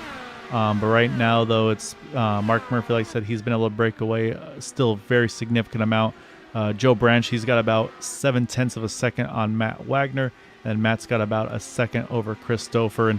And I think you're spot on, Quavi. I think Chris and Edson, I think that those fights they were doing is just unfortunately cost them both probably a lot of tire wear. As we're down to 6 to go here, 5 to go at the line for Mark Murphy here. And we'll see. We'll see if things can kind of keep going the way he's hoping it will. And jump a little further back, we've got Shane Coker here fighting with Frank Irwin there. Or sorry, no, that's Jeff Heisong. I apologize. Frank Irwin hiding right behind them as they continue to fight just right in the top 15 section. These are kind of the closest battles on track. John Borst here right there as well, actually now catching Mason. Dustin Logston's right there behind Tim, right on their rear wing. But we'll jump back up front here, Quavi, because we're 4 to go. These are the spots just outside the podium. And we haven't even been talking about this guy lately, our leader. Yeah, he's ran a perfect race on this stint. I think Joe was running him down a little bit, but it's actually started tipping back the other way overall. So I think as long as he hits his marks, he's good. And even at this point, I think a late stage yellow will end the race. Yeah, so I was saying this is where, just the competitors and all of us, I think we want this to stay green to keep these fights going to the end. And you got the teammates here. This is one of those things where now it's the inner team battle between Edson and Raphael. See who can finish the best between the two of them. I'm sure they've got their bragging rights that they like to do with one another. So right now they both sit in the top 5, so great job by both drivers on the team. But yeah, Quabi, like you said, though, it's at this point, we're 2 to go here. Again, no green, white checkered, so this would be it. But again, we want to see these guys race it out. And of course, one thing to note is in iRacing, if a caution comes out on the white flag, it doesn't throw, or sorry, if there's an incident on the white flag, it doesn't throw a yellow. So at that point, they would race to the finish and try to keep it clean, of course. So we're going to jump back to our leader. Let's watch him for his final lap as he's going to take the white flag. Mark Murphy going to try to bring it home one more time here and get the season opening win here at Homestead. Yep, just a couple more turns and navigate. Get that harder and win. And man, you commentators know how to drive. I was going to say, I talked to him pre-race and he was like, don't expect much out of me. So I'm going to have it. Well, we'll give him a hard time during the broadcasts on the interviews. But yeah, out of 4, Mark Murphy going to win tonight here at Homestead over Joe Branch there in second. Matt Wagner going to bring it home in third. And then Edson Santos wins the team battle between he and Raphael Eckert. And Craig gave him a big charge there, but he is going to bring it home in 6th. And then the remainder of the top 10 would be Chris Stouffer, Nick DeGroot, Gary Laverne, and Eric Schaus. But we'll jump back up front here because we're going to watch some celebrations, and then we will pull up our final results. But before we get to our top 3 interviews.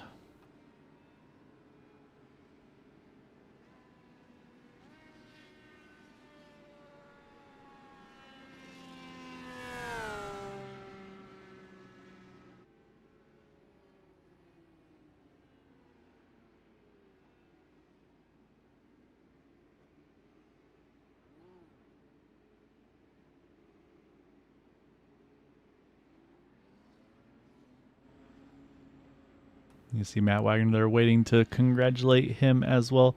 And we'll see. I'm not sure if we'll get the full burnout. Might just be the Polish victory lap, if you will, there. It works a little different, the Indy cars, with them being open wheel. You can kind of see everywhere. So I think he's just going to do a loop around the track. So while he does that, Quabi, we're going to pull up our final results while we watch him make the laps around. And we can show you where your favorite drivers finished here this evening. As we mentioned, Mark Murphy getting the win by 2 seconds over Joe Branch. Matt Wagner brings it home in that 3rd podium spot. Then Edson Santos and Raphael Eckert there representing Brazil 4th and 5th. Craig Forsyth there 6th. Chris Stouffer, Nick DeGroot, Gary Laverne, Eric Schaus are top 10. Hugo Glaz able to come back all the way up into the 11th spot after his race tonight. Then you got Daniel Ferguson, Jeremy Stanley, Casey Putsky, Shane Coker, Frank Irwin Jr., Jeff Heisong, Mason Mitchum. They're up to 18th. But again, a great car count tonight, so we still got to keep scrolling through.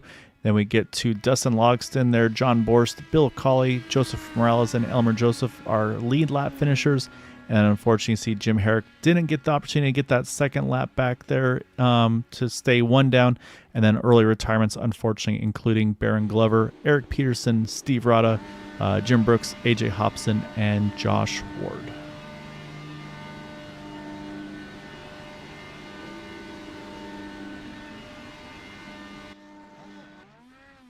All right, so with that, let's go find some. I say Matt's gonna go do some celebrating. Say if Mark doesn't want to, Matt's no, not shy. He's gonna do that. So let's go. I say I gotta hunt down some of these drivers to pull up. Where's this Matt fella? There he is. All right, so we're gonna bring Matt on in over here, but we gotta get all of our lovely cameras and everything set up so we can show off the cars a little easier. All right, so we're going to pull up a commentator slash driver slash admin slash other things that I can't think of at the moment. Matt, say on the admin side, I say obviously a few growing pains, but overall I'm going to say a really good race for you guys all tonight.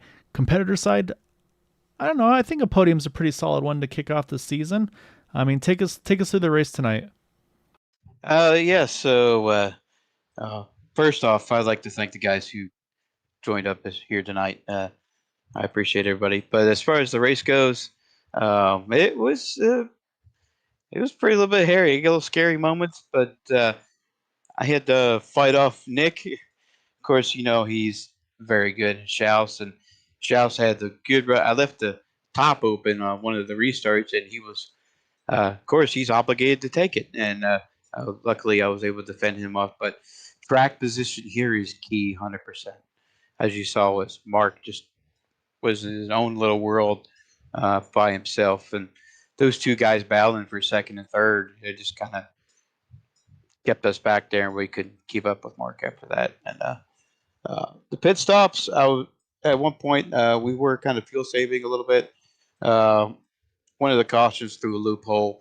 I guess we were like 1 or 2 laps kind of short, and you know how that goes with any kind of race. You know, fuel is always an issue. So we was able to pass Stouffer and them.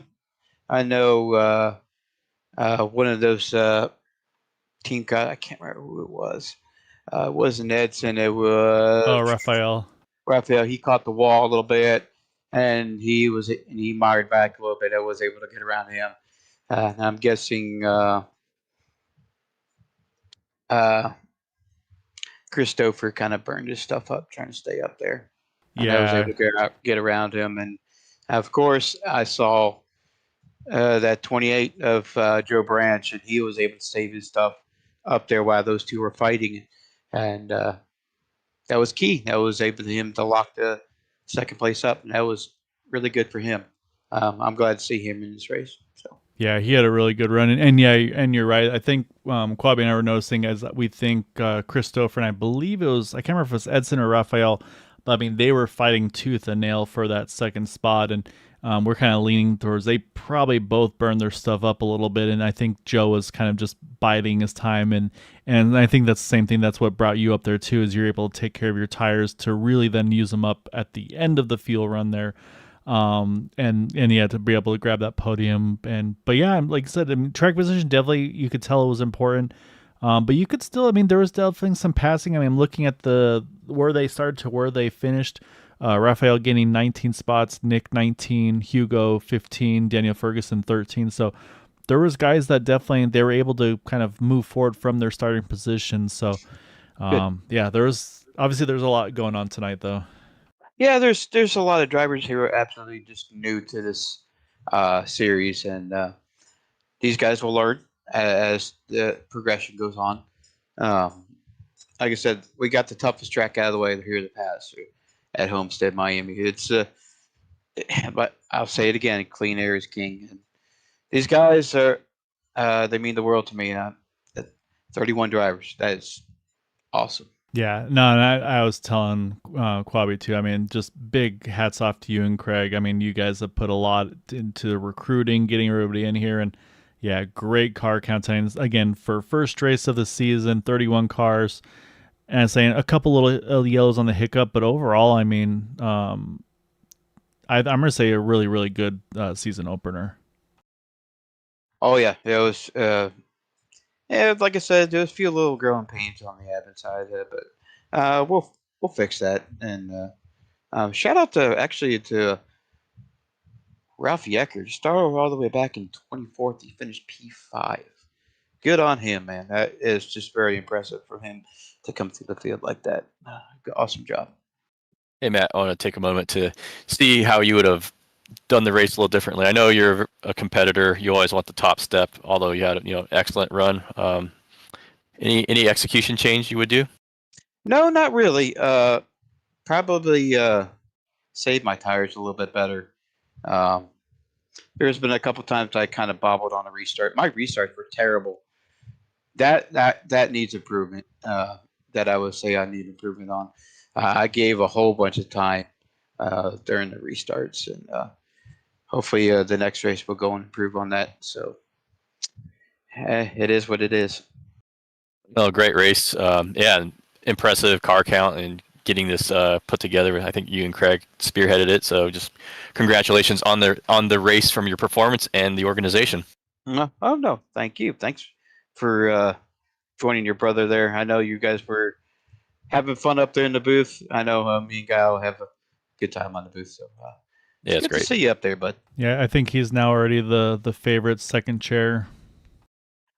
So you got your work cut out, Matt. I got demoted. But no, Matt, before we let you get back to debriefing and chatting with your competitors and friends and everything, as always, man, got to give you the floor for any thanks and shouts for that podium tonight. All right. Actually, I would like to thank Mark Cohn. He could not make it tonight. He had a little bit of PC issues. Big shout out to him. He's got we got a nice trophy, little prize at the end. I will reveal later, probably about week 3 when he comes back. Shout out to the Votive guys over at the Votive League. They would run on Wednesday nights on P1. Without them, this field wouldn't have filled. Special shout out to Shane. Them really awesome. I thank him so much. Jim Herrick and 4D Racewear, you guys up in the booth. Green White Checker TV, as always, you guys put on a hell of a show. Hopefully Andrew will be back. I'll kick Quabi out of there. And I'm just kidding, Quabi. I love That's you too. No, you're fine, man. So third place, you can't get wrong, man. Thank you guys so much. All right, great job, Matt. Look forward to seeing you on track soon and see you back in the booth here, hopefully on Thursday, man. Good job tonight, though. All right, buddy. Thank you. All right, that is Matt Wagner in that third spot. Let's jump one spot higher, Quabi. We're going to get our runner up, and that is going to be Joe Branch in that number 28. And I mean, Quabi, you and I both talked. I mean, I think the change of the race is Joe. I mean, I think you can probably talk about it. There was a point where we had those couple cautions in a row, and we were thinking, okay, at this point, probably can one stop it to the end. And really no takers because they were kind of those quick successive yellows. And then you were one of the few that did pit.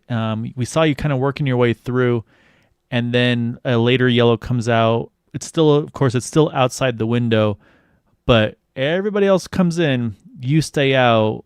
Was that an uh-oh moment, or was that this is going to work out because I'm up like over 10 spots from where I was if I had just pitted? Oh, I knew there was a lot of upside to it. Ultimately, I was backing up the corners and taking it easier on entry, which I think was allowing me to roll the center of the corner, but also save my tires. So I felt good about at least being able to maintain once I was up there. I knew Stouffer and Murphy were pretty fast. But yeah, I was able to kind of maintain, keep the Catalyst 317 car up there, and then once we got that last caution, I could fight with them on even tires a little bit. So It was a lot of fun. This is my first race in, I don't know, 6 months. I haven't been on here in a while, so just want to shout out to the uh, Team 4D Racewear guys for bringing me on board, letting me crash the party a little bit, and have some fun racing.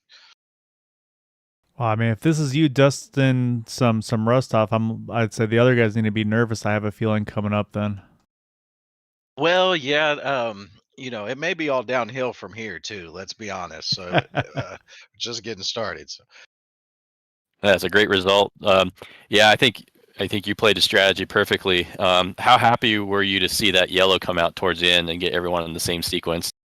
Well, I was definitely happy because when I was probably 3 laps from pitting. But that being said, like I also think if traffic played out right when I come out on fresh tires, I have a chance to win the race. So if we stay green, so I was going after the win, but ultimately, I'm also at risk of a caution hurting me once I pit. So it was probably a relief for a more consistent result anyway.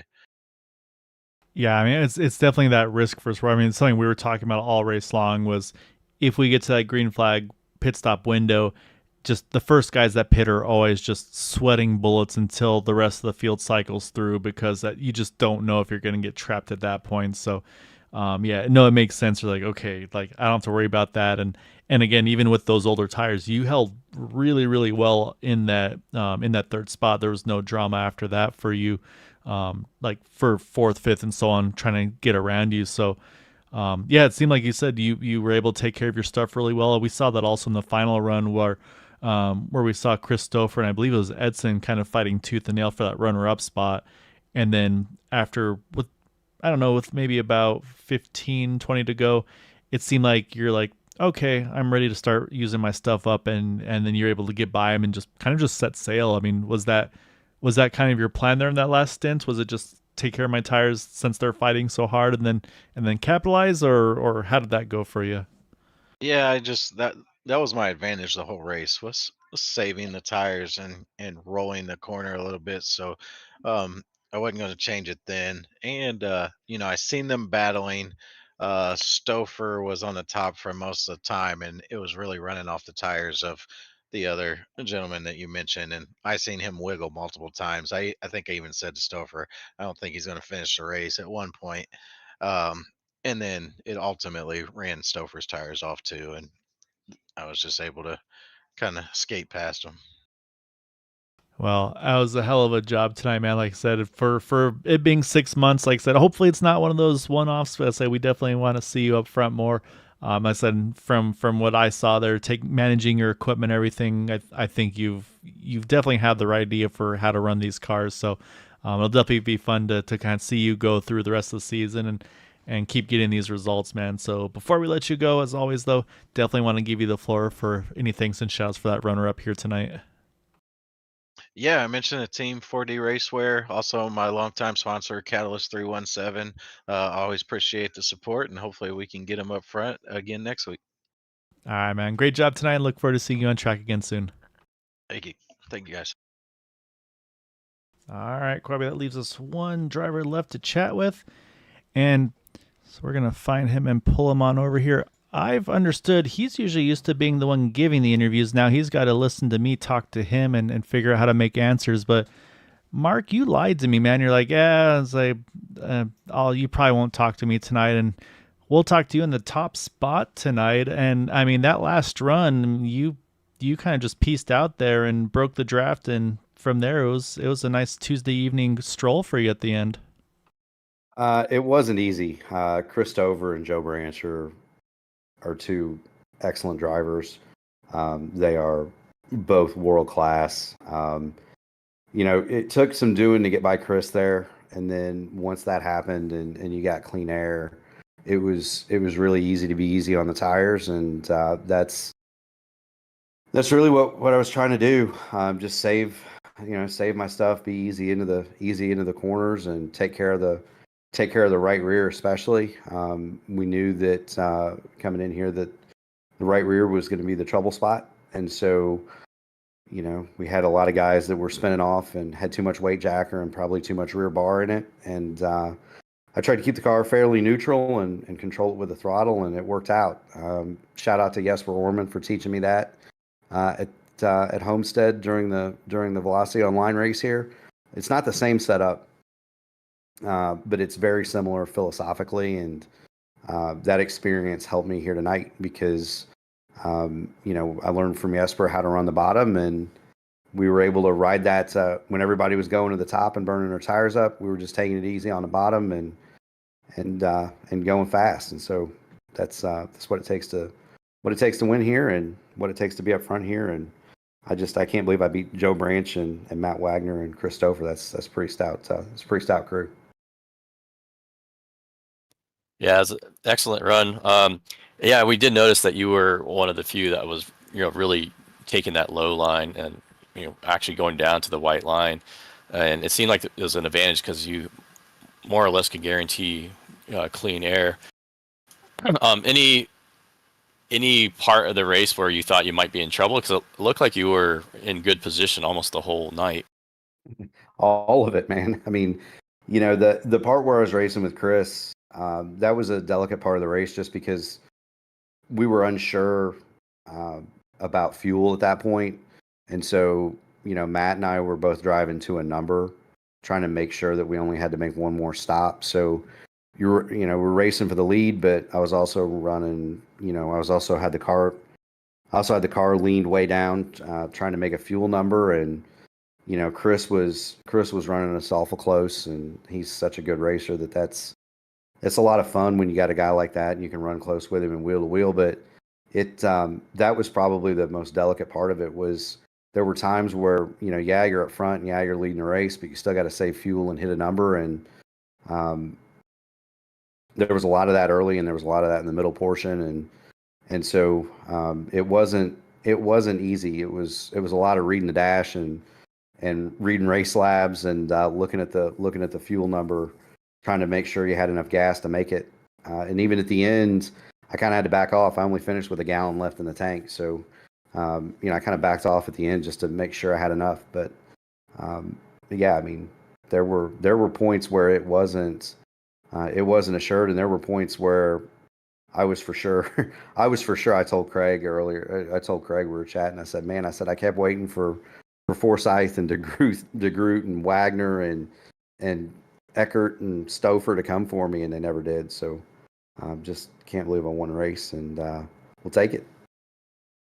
Yeah, I'd say it was like say yeah, just a really really good job. And I mean, and so you mentioned kind of Jesper giving you some tips and all that, and obviously you've broadcasting the VOR series over on your channel with P1 Broadcasting. I mean, is that something where are you able to take anything like for where I am tonight when you're broadcasting for that series? Like, do you see things that they're doing and say, okay, like, yeah, you're not behind the wheel doing it, but like, do you kind of see lines that are being taken that you're like, I should try that? Or like, do you try to pull anything from like the outside looking in when you're behind the booth instead of behind the wheel? I do. It's more on the strategic side. So, all credit to the Indy Alliance team. Jesper Orman, Seb Alexander, Kevin Burrell, Rashad Craig, Sam Carosella.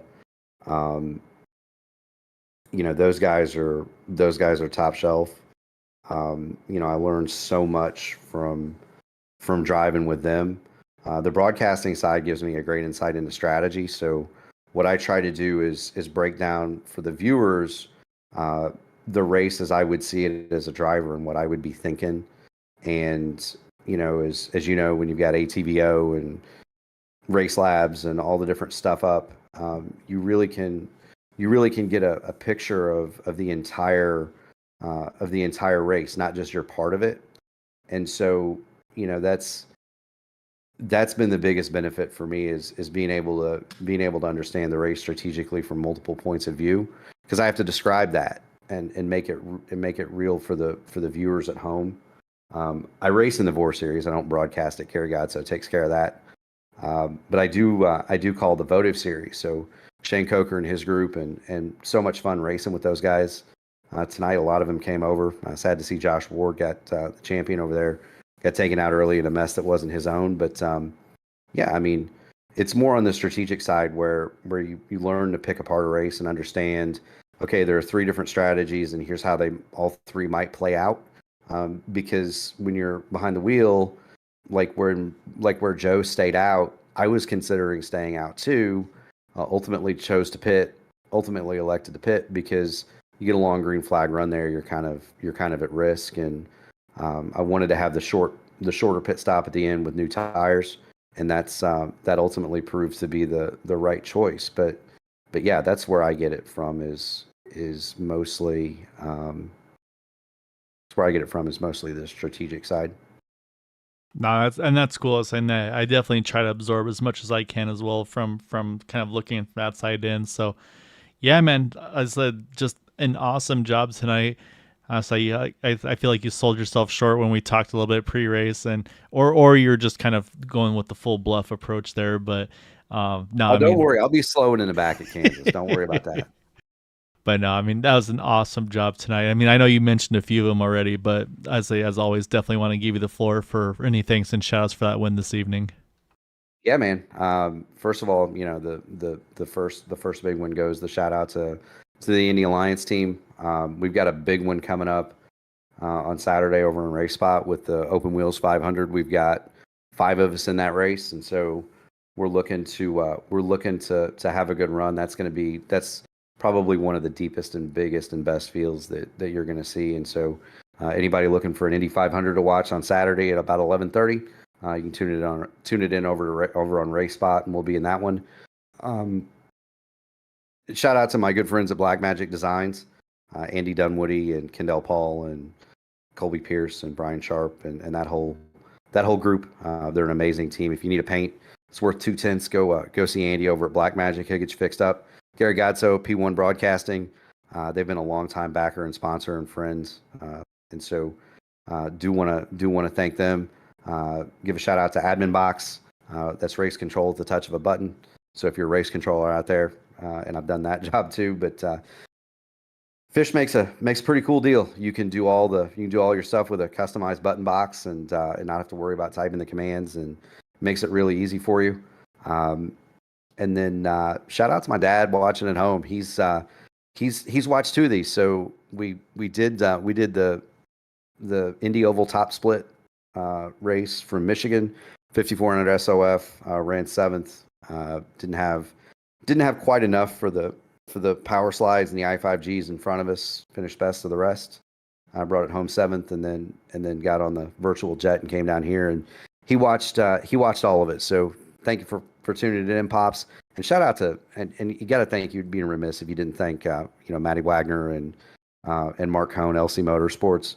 I've run Dark Horse with them. I'm running this with them guys. That's so much fun to race with them. And then Wags and Craig Forsyth, he's a cool dude. Nick DeGroot, those guys for putting on this league, absolutely tremendous. I'm happy to be a part of it, and look forward to running 15th at Kansas next week, my man. Well, we'll see. Hopefully you sell yourself short again there too, and we can get some more interviews with you, man. But yeah, like I said, just awesome job tonight. And yeah, definitely looking for us. I'll definitely try to find you on Saturday. Take a look over on that broadcast and watch you guys do what you do best. But for now, go enjoy this one, and look forward to seeing you again next week, man. Yes, sir. Keep going fast and having fun, boys. All right, Quavi. That is Mark Murphy, the winner here tonight at Homestead. I mean, I'm going to say, let's say, so there were 7 cautions for 25 laps tonight. Again, we know at least one of those yellows was definitely not one that should have been. And then I'm going to say we had, 3 probably just those restart spins out of turn 2. Yeah. So honestly, pretty good race, I'm going to say, truthfully. I mean, that's for a season opener, 31 cars. I think these guys all did a really, really good job tonight. Yeah, I think, all the yellows were kind of clustered together. We had one yellow that shouldn't have been, and who knows, because that kind of kick-started, that group of yellows. Might have had a lot less, but I think great first race, big field, track that's tricky with, multiple lines. Yeah, great racing, good racing, good racers. Yeah, no, it's gonna be a lot of fun to see how things continue on, and like he mentioned, coming up next week, we're going to be at Kansas. So that's going to be interesting one, another progressive banking track. So we'll see how they manage that one before we get into the next race. The third one is going to be over at Michigan. And then it'll be a week off before we get to Atlanta. And it's going to be the Legacy Atlanta, the high abrasive 1.5 mile oval. So I say we got a couple coming up, and then we'll have the holiday break until after the New Year. So basically, we've got 4 more through December, and then we'll take a break, and then we'll be back again. So yeah, Quabi, I appreciate you hopping on late notice. It's a lot of fun doing these with you. Obviously, not everybody had the nights they're hoping for, but again, I think as a whole, especially on the admin side of things, I think is a big win for Matt and Craig. Probably a lot of relief off their shoulders right now too after getting through the first one. Yeah, for sure. And the nice thing about having a bad race is there's always the next race. Yep, and that's exactly. There's plenty of time to go, so these guys will be able to recover and kind of regroup and say, okay, what do we need to do to try to go after the next one? So that said, we got some more racing coming up. On Thursday night, we'll have the Super Speedway Xfinity Series, and then Sunday night we'll begin the playoffs over on the Gen 4 Super Speedway side of things. And then obviously back again on Tuesday 1 week's time, and then Thursday will be off, of course, for Thanksgiving. So plenty of action coming up these next couple of days, next week or so. So again, thank you everybody for watching, supporting us here. Boomer, it's fun seeing you in the chat. Hopefully Alyssa's done hating you and you can go hang out with her. But yeah, everybody that watches, supports us here at Green White Checker TV, thank you so much. Big thank you to Whiplash Simcams, 40 Racewear for supporting the league and the broadcast.